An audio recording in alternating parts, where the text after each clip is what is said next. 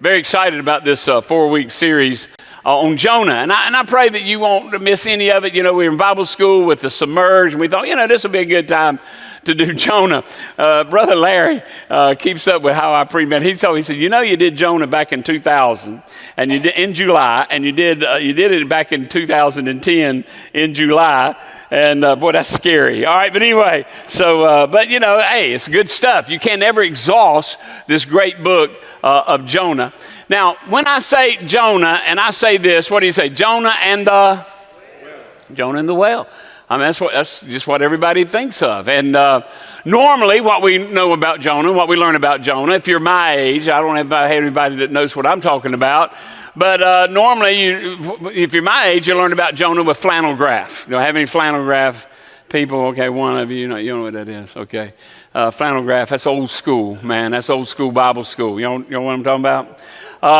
And if you're not my generation, probably a lot you learned about Jonah is from these guys.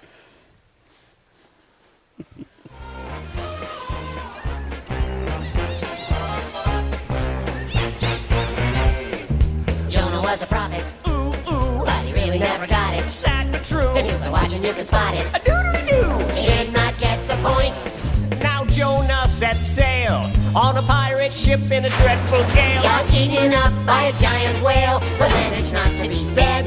You think he would learn a lot from being saved from an awful spot, but the second chance that he had got, he didn't want to be spread. Jonah was a prophet, but he really never got it. Sad but true. Jonah was a prophet. Yeah, Veggie Tales, man. And I wish we'd have had that when I was a kid, man. I probably wouldn't have waited till 19 years old before I got saved. But anyway, Jonah is probably one of the most understood prophets, and the book is probably one of the most debated books in the Bible. Did it really happen? I mean, can a man, live 3 days and 3 nights in the belly of a whale? I mean, that's just kind of unbelievable. And so a lot of people have, kind of dumbed down the story of Jonah and said, well, it's an allegory, or maybe it's a parable, but it really didn't happen. And so I'm going to give you several reasons why I believe with all of my heart that the story of Jonah and that Jonah himself was an actual story and an actual person. Several reasons for that. Number one, the Bible never says that Jonah was swallowed by a whale. Doesn't say that. It said it was a great fish. And if you go to Jonah 1:17, you'll find out that the Lord prepared a great fish for Jonah. That was Jonah's fish. Probably never a sea creature or a fish ever made like that ever again. God can do that. So the Bible never says he was swallowed by a whale. I hear people say, well, it's impossible, whales, the way they do and all that. But the Bible didn't say that. Number two, I have no problem believing that a man can live in the belly of a fish for 3 days and 3 nights. Because let me remind you, we all lived in the belly of our mama for 9 months. Can you give an amen? Amen? I mean, so if we can do that, what a miracle that is. If God can keep us alive in the belly of our mother for 9 months, he can keep a man alive in the belly of a great fish for 3 days and 3 nights. Number three, the third reason why I believe that Jonah was a regular person, a real person, is that the book of Jonah doesn't start out a long, long time ago in a galaxy far, far away. I mean, it doesn't start out that way. In other words, this is real people. This is real places, real dates. Nineveh was a real place. As a matter of fact, Nineveh is modern-day Mosul in Iraq. Did you know that? As a matter of fact, several years ago, ISIS went in and destroyed a lot of artifacts that were left over from the days of Nineveh in Mosul. So Nineveh was a real place, no doubt about it. And of course, by far, the greatest reason why I believe that the story of Jonah is real is because Jesus believed that it was real as well. Jesus talked about it in the Gospels. Jesus believed that Jonah was a real prophet and that he did live indeed in the belly of a great fish for 3 days and 3 nights. So for me, the story of Jonah is not too fishy. It's not too hard to swallow. I believe it, hook, line, and sinker. Enough of that. And all God's people said, all right, okay, that's what I thought. All right, but the story of Jonah is never about a big fish. we miss the point. How many of you know the story of Jonah is about a big God? It's about a great God. And it's about the mercy of God. Believe it or not. It's not about the punishment of God, and we'll see that later on in the message today. So it's about God being a God of second chances and all of those kind of things. Jonah was a prophet, and the prophets of God had a hard assignment. The prophets of God were to go into a group of people that didn't want to hear a message, didn't want to hear what God had to say. Prophet of God was called to go swim against the current of the culture, to remind people that there is a God, a one true living God, and to call people back to that God. And it's kind of my world. It's kind of the world that God called me into. And I'll be honest with you, it gets hard. You get a little tired swimming against the culture. Our staff gets hard. I know Brother Danny and Pastor Phil and Jimmy and Chris and all these guys, it gets tiring. You're just always swimming against the current, and you got all of these what ifs and whys and buts and yeah, but here and there. And so it's a hard calling. And what you need to understand is probably out of all of the callings and out of all of the prophets that God had ever called, Jonah's assignment was the hardest that ever was. I mean, put yourself in Jonah's place. Suppose that your job was to get up every day and report to your boss, and your boss said, I want you to go to a group of people that don't like you. I want you to go to a group of people and tell them something they don't want to hear, and tell them if they do not hear it and if they do not heed it, they're going to die. And so God calls Jonah on, I think, the hardest assignment that was ever given by any prophet in the Old Testament. Let's read about it. Let's look at Jonah's assignment. Take your Bible, turn me to Jonah chapter 1, beginning at verse 1. Jonah chapter 1, beginning at verse 1. And listen to what he said. And the word of the Lord came to Jonah, son of Amittai, arise, go to the great city of Nineveh and preach against it, because its wickedness has come up before me. Now, on the surface, that really doesn't seem that hard. Go to the city, go to where a lot of people are, and tell them that they're on the wrong track. Tell them about me. It doesn't seem too difficult. It doesn't seem too hard, but I think this is the hardest assignment probably that was ever given to any prophet that God had ever given anybody. Historians tell us, because you see, Nineveh was the capital of Assyria. And the Assyrian army was the most feared, the most fearful army on the face of the planet. The Assyrians didn't just do war with their enemies, they decimated their enemies.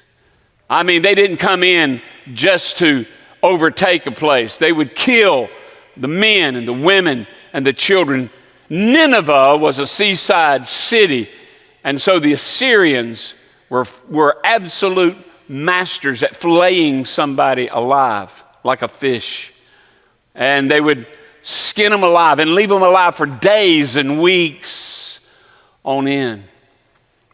One of the favorite things that the Assyrians would do is they would bury a husband up to his neck in sand, and then they would stake his tongue on the ground and then watch him as they would fillet his wife and his children. They were horrible. It was horrible. As a matter of fact, when a town heard that the Syrian army was coming in, they didn't prepare for battle. They prepared for mass suicide. And it doesn't stop there, because I am told that for 4 days, the Assyrian army would also make you watch The Bachelor on ABC.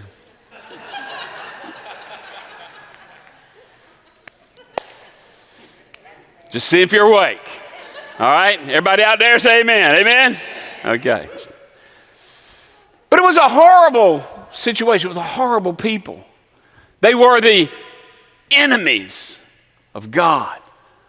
And when you were their enemy, they were relentless. And so this was a hard calling that God had given them. So let's give Jonah a break. We know what he does. When God told him, and let's look at his assignment. He said, I want you to arise and go to Nineveh, the capital of Syria, that great city, and cry against it. And we know what Jonah did. Go to chapter 1, look at verse 3. But Jonah arose to flee to Tarshish from the presence of the Lord. And he went down to Joppa, and he found a ship going to Tarshish. So he paid the fare, and he went down into it to go with them to Tarshish from the presence of the Lord. Several times he talks about to go from the presence of the Lord. Several times he talks about going to Tarshish.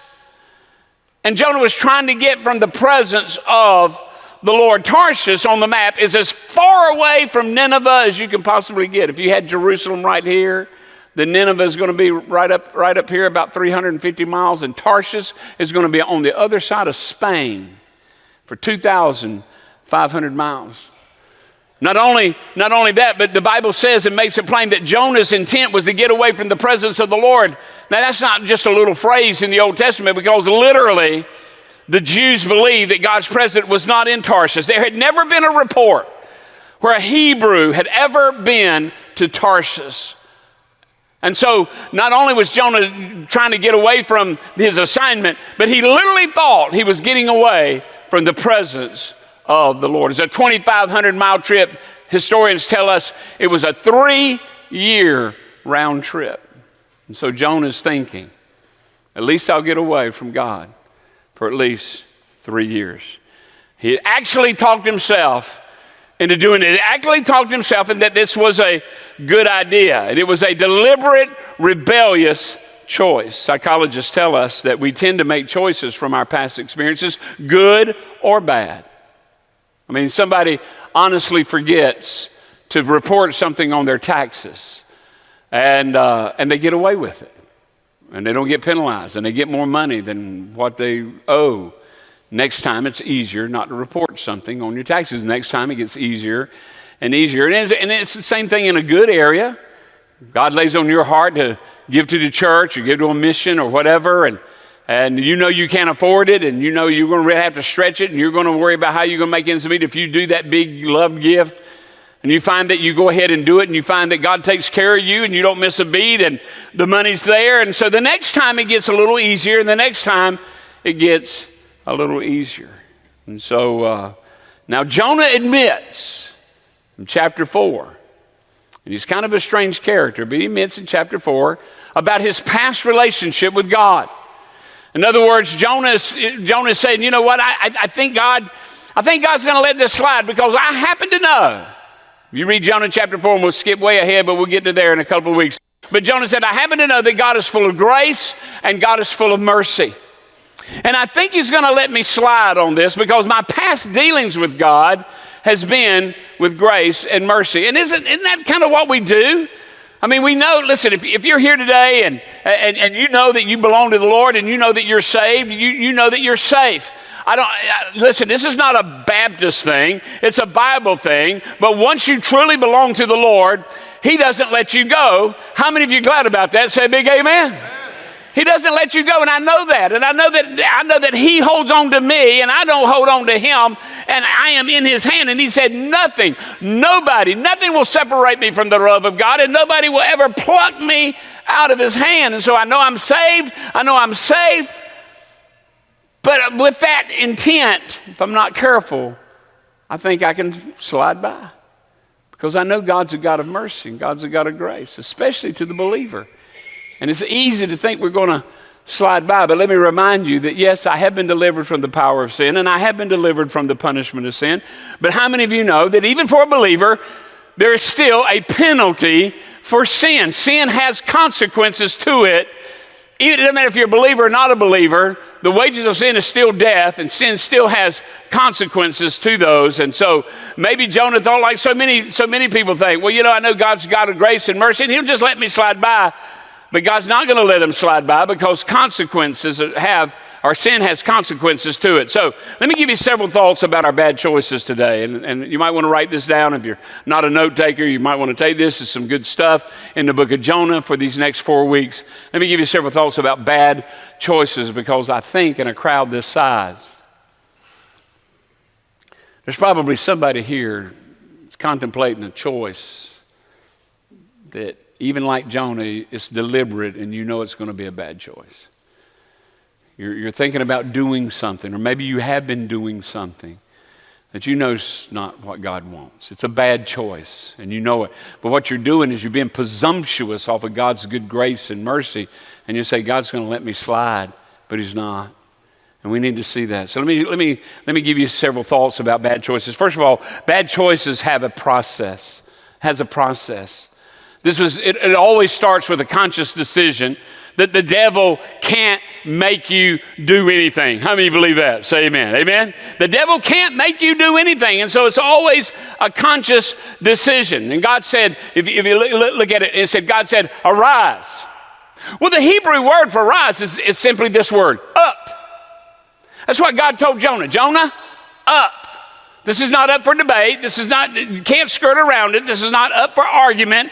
This is not about your sad story or your excuses. Up. Go to Nineveh. This is my will. This is what I want you to do. And so God tells Jonah up, and what does Jonah do? He goes down.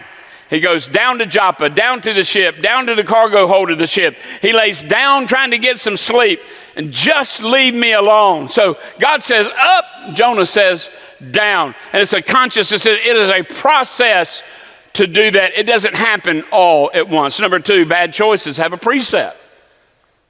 Precept. Now here's what I want you to see. You listen to me, say amen. The precept is this for bad choices. If you're looking for a way out, if you're looking to make a bad choice, you're going to find it. If you're looking for a way out of your marriage, you can find it. Because let me tell you something about bad choices. How many of you know this? You're making a bad choice, the devil's always going to be there with a boat ready to go and a ticket for you to get on the boat. Always. You can always find it. If you're looking for it, you'll find it. And Satan will be so accommodating to let you find it. And so that's the precept of bad choices. Number three, bad choices don't just affect you. Then it's one thing to make a bad choice for you, but you're not an island, and your bad choices don't just affect you. Now, we know that the storm came along, but listen what Jonah knew as well. Go to verse 12, chapter 1, verse 12. And he said to them, pick me up and throw me into the sea. Then the sea will become calm for you, for I know that this great tempest is because of me. Jonah said, this is my storm. But listen, those sailors, they're in that storm with them. Now, what do they got to do? These men that make their livelihood off of hauling cargo from Joppa all the way to Tarsus, now in the middle of the sea, they got to throw over their cargo. So they're going to lose their money. When they get to Tarsus, they're going to lose their job. But before they ever get there, they're going to lose their life. Your bad choices don't just affect you. Now, where's Jonah in all this? Well, Jonah's down at the cargo hold and he's asleep. And the captain comes to Jonah and says, Jonah, wake up. Wake up. Get out of your sleep. And listen, everybody knows somebody like that. Maybe somebody's trying to tell you. Maybe somebody's trying to tell you to wake up, and you just keep sloughing off the message, and you think they won't get off your back. Or maybe we all know somebody. We all know somebody's making a bad choice, and they're going down the wrong direction, and it's like they're in a stupor. It's like they're at the bottom of a ship, and they're asleep, and you keep saying, wake up, and they keep telling you to leave them alone. But ladies and gentlemen, listen, you can't leave them alone because you love them, and you need to wake up. And we all know somebody like that, and there's probably somebody like that here today. You need to wake up. And all God's people said, wake up. That's what bad choices would do. Listen, Jonah wasn't asleep because he was at peace. He was asleep because he was in a stupor. He was dull. And that's what we get. We just don't see things. There's a storm going all over around him, and we just don't see things. So he tells him to wake up. Then, number 4, bad choices will find you out every single time. Bad choices will find you out. Go to verse 7. They said to one another, come, let us cast lots. We may know for whose cause this trouble has come upon us. So they cast lots The lot fell on Jonah. Let me tell you how they cast lots back then. What they would do is they would either have a rock or they would have a piece of ivory or something, and every person on the ship would make their mark, either their initials or make some kind of mark that was unique to them. Then they would put it in some kind of cup or some kind of bowl, and they would shake it up, and then they would spill them out. Everybody's whose mark was face down, they would move those aside. But they still had a whole lot of them that were face up. So what would they do? They'd grab them again. They'd put them in a jar. They'd shake them up, and they'd throw them out again. Now you have some that are face down, so they'd take those out of the side. But you still had some that were face up, and they would keep doing that over and over again till it got to 2 people. And when it got to 2 people, they would shake the jar. And if they were both up, they'd put them back in till somebody was face down and one person was face up.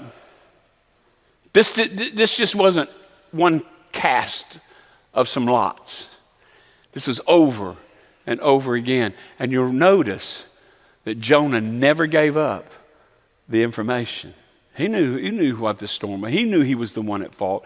He knew they were going through this peril because of him, but he never gave up the information. Over and over again, he watched them do this until finally. And I want to imagine maybe the whole time he said, well, Lord, just let me slide just one time. Let me get away with it just one time. I know I'm guilty, but just one time. But God says no. Because I want you to understand, and this is old-fashioned preaching. You can put me in any pigeonhole you want to, but I just want you to remember this. I would never want you to go to this church and not realize and not hear this from my lips. You need to understand. Be sure your sin will find you out. And all God's people said, your sin will, not maybe, it will find you out. Jonah wasn't going to give up the information, but God wasn't going to let him slide either. He wasn't going to let him slide. And then number 5, and this is good news right now. Listen to this. Even at the depths of your bad choices, God is still there. Anybody happy about that? Amen. Even at the depths of your bad choices, God was still there. Now listen, can you imagine? Put yourself in Jonah's place. He knows it's his fault. He knows his storms come upon him. He knows he is deliberately being rebellious against God. He knows all of that. And so they pick him up, and we'll talk more about this next week. They pick him up and they throw him over the side. I don't know what you would do. I know what I would do. Even though I knew I was pretty much doomed, I'd tread water for as long as I could. I'd be swimming as long as I could, but you just can't swim. You can't swim but so long. And now Jonah's going down. He's under and now he sees it. This monster, this fish, whatever it is, with his mouth open. And you know what he's thinking? He's thinking what a lot of people think. Yeah, it's just not enough. God's going to let me die. He wants me to get swallowed and be eaten alive by a fish. That's just like God. Just not satisfied with letting me drown. I got to get chewed up and spit out. But what Jonah's finding is that fish was not his punishment. You see, that's what a lot of people think. A lot of people think that great fish was God punishing Jonah. But that fish was not his punishment. Come on. That fish was his only hope. That fish, ladies and gentlemen, was his salvation. Listen. Come on, listen to me. Sometimes it's real hard to see the mercy of God, isn't it? It's just hard to see. But listen to me this morning. That trial that you're going through, that dark place that you're in right now, that hardship, I mean, it may be deserved. It may be because of your own stupid, bad choice. But it just could be that darkness that's swallowing you up is not to punish you, but it's God's mercy. Because Jonah's going to find out, and we'll find out next week, that God is not paying him back. God is bringing him back. And that's a big difference. And all God's people said.